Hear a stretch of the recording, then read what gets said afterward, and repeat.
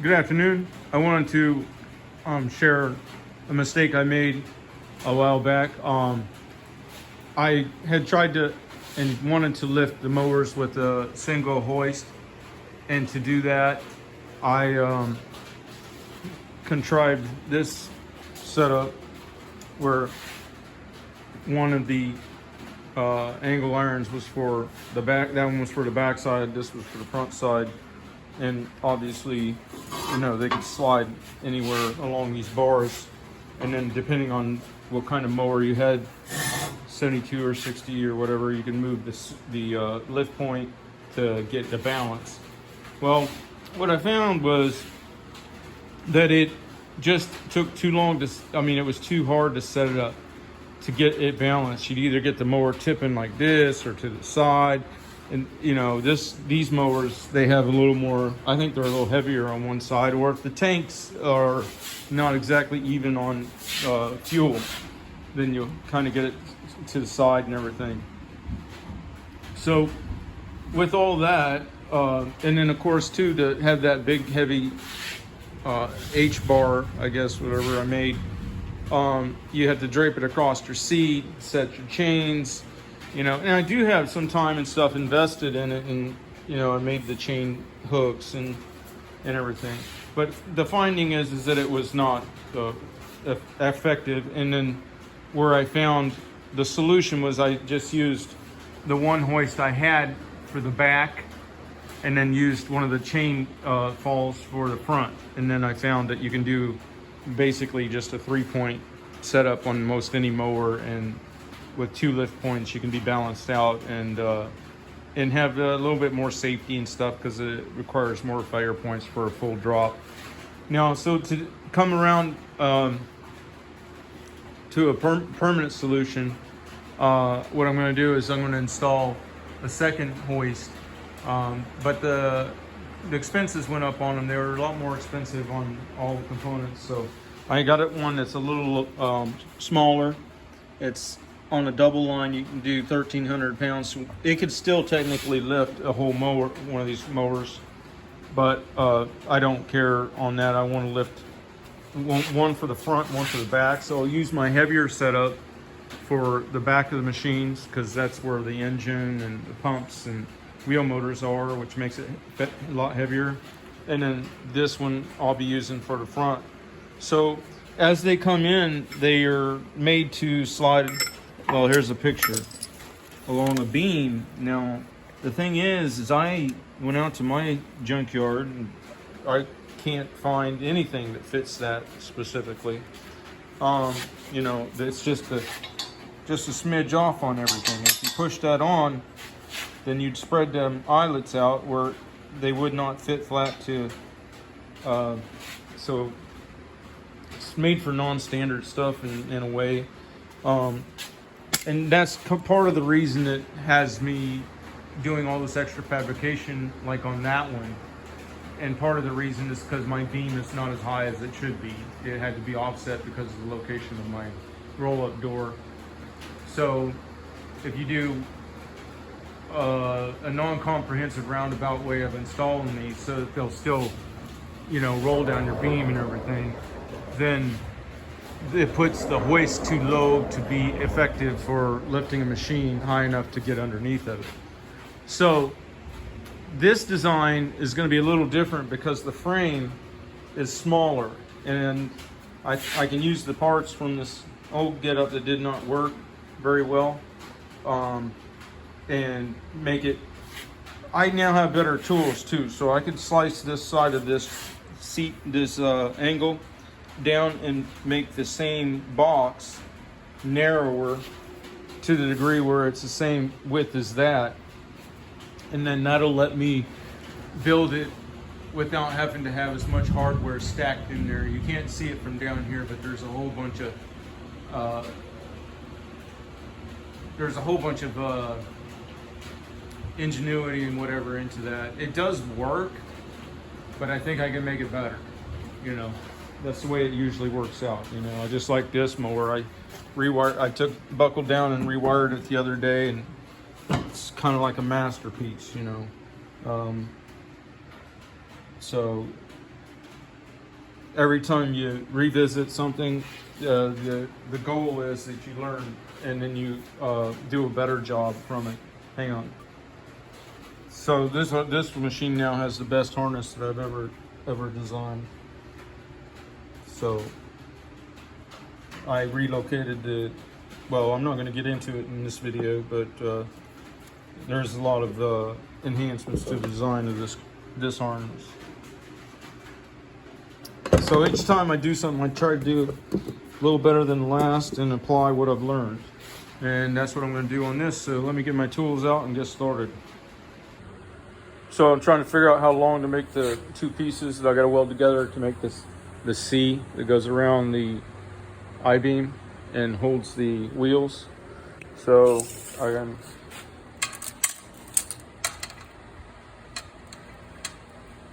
$15 is long enough for that, but is it long enough to hold the trolleys?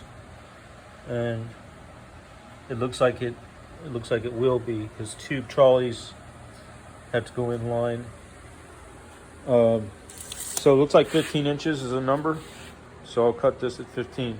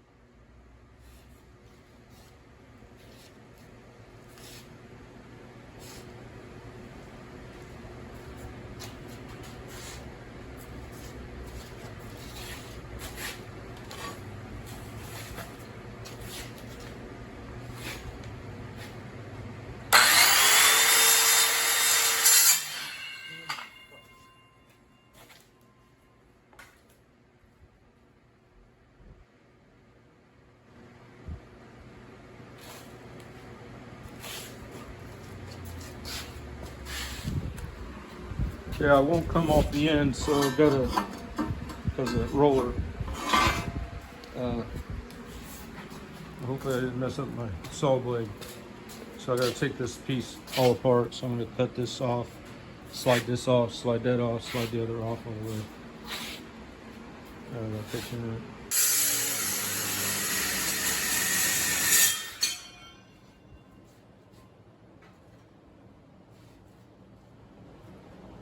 Cut off some of that other stuff that was on for the old setup.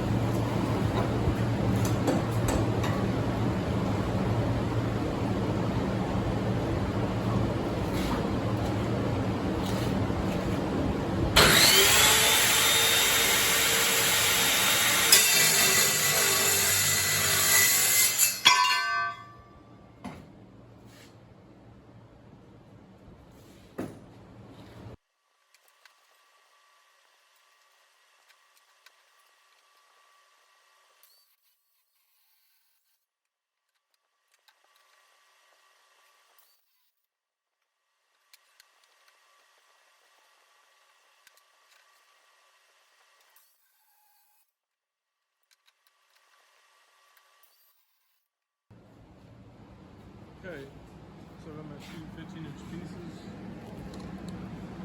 All right.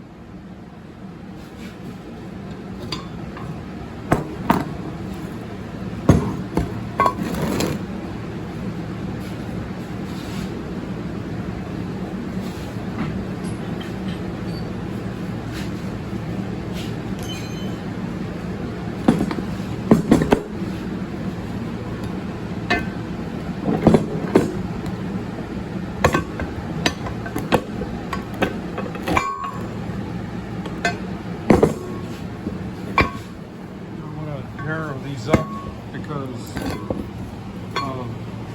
with the 4-inch wide beam, I don't want to have a whole bunch of spacers in between there, like where my thumb is pointing towards, like I had to do on that one up there already. So I'm gonna measure up and I'm gonna slice out some in the middle so that I got so I can tighten this dimension up here.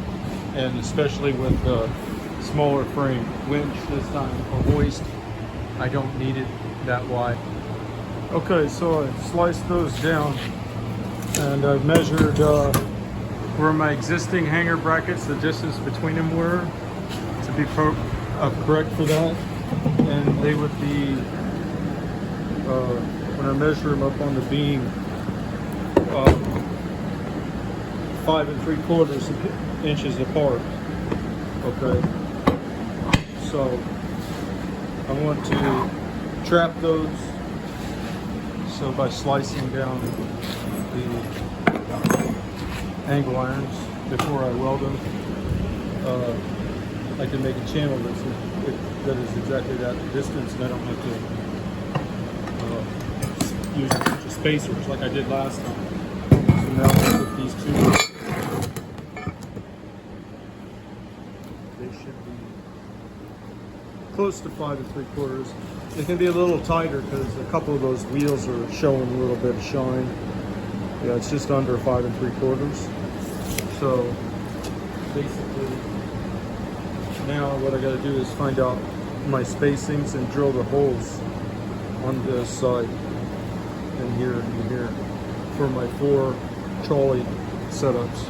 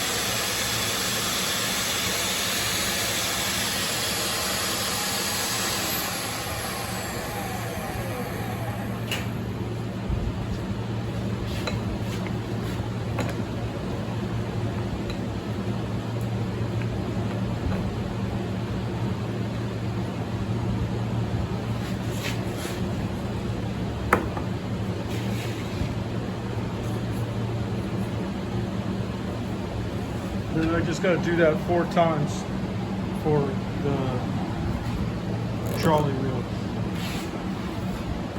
Okay, so I got the holes drilled on the 2 halves of the carrier. With the smaller setup, there's not enough room to run the inside bumpers, so I'm going to cut those off.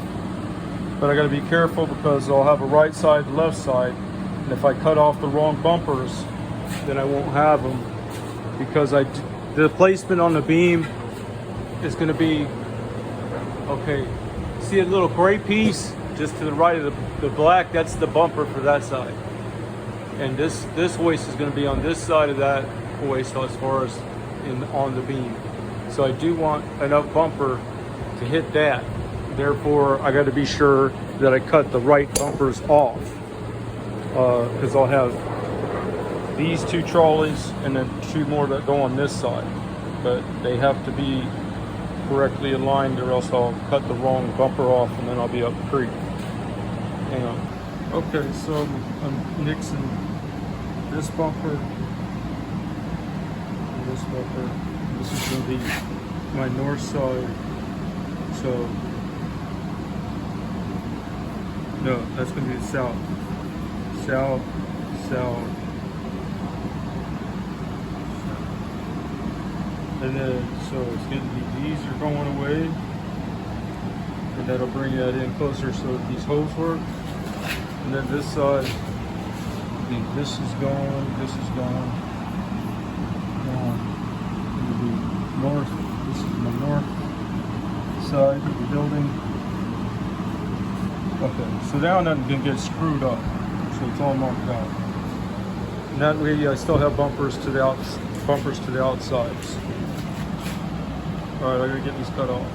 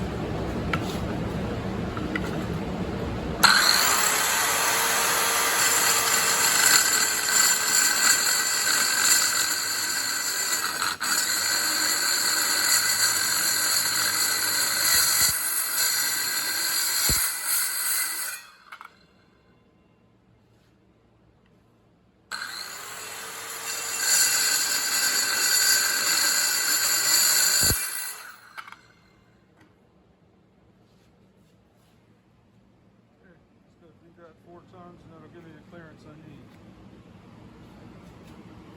need. Alright, so now we use a flat wheel on the grinder and prep this for welding.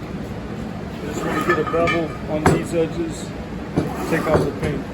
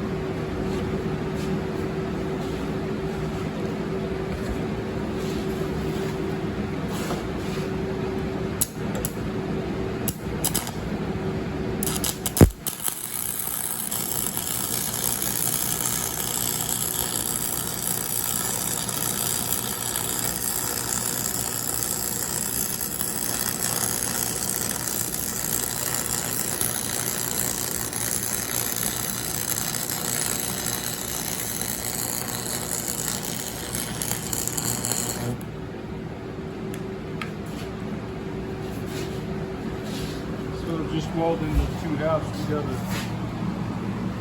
and I'll keep on running that seam.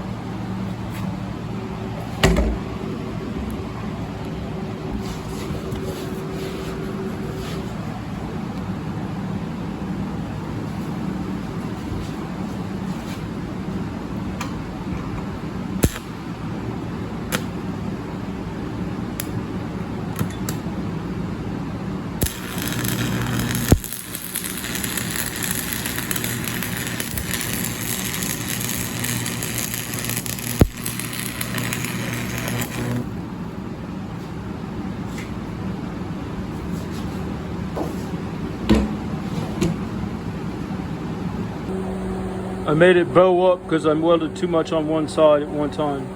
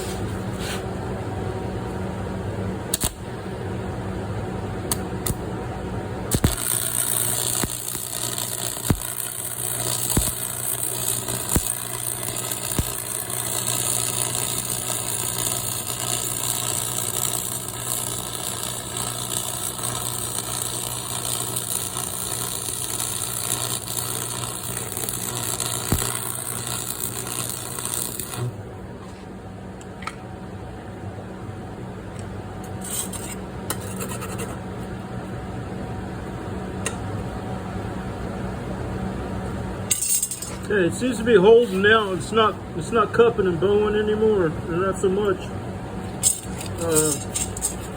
But I'm gonna take my time to go back and forth from front to back. There's like a little bit there, but that won't matter as much as that bowing was gonna be a problem because the winch mounts on this side. All right, let me finish this up. Okay, I've got some issues I got to deal with. Tomorrow's Monday. I've got to deal with the mowers and stuff. Sharpen blades. Massive day I'm mowing tomorrow. Maybe over 20 yards solo. So it's time to get ready for that. I hope everybody's having a good 4th. I'll have to pick this up tomorrow to finish it up. Basically, I just take the factory supplied mounting bolts, run them partway in, put a dab of caulking on the head of each bolt, flip this thing upside down on top of this. That dab of caulking will mark out the center of each of my holes. I gotta drill the holes in there, and then I'll have to drill 2 holes here because these bolts that hold the winch motor or the gearbox, they stick out a little bit. So I'll just drill a big hole for them to be happy with in, because that won't fit flat like that. And then after that, and the winch is bolted to there, then I just gotta rig up a way of holding it all up there while I bolt the trolley wheels on. And then the final piece would be to make up another new cable. I make all my own cables because I don't trust factory anything that draws more amperage than a lamp. I make up my own cable for. Unless it's real cheap, like skill saw or something. So then I'll take a chance and run a regular cord up the hill or something. All right, so yeah, tune back in tomorrow. Normally I don't do this, the finish of it tomorrow. All right, have a good 4th of July.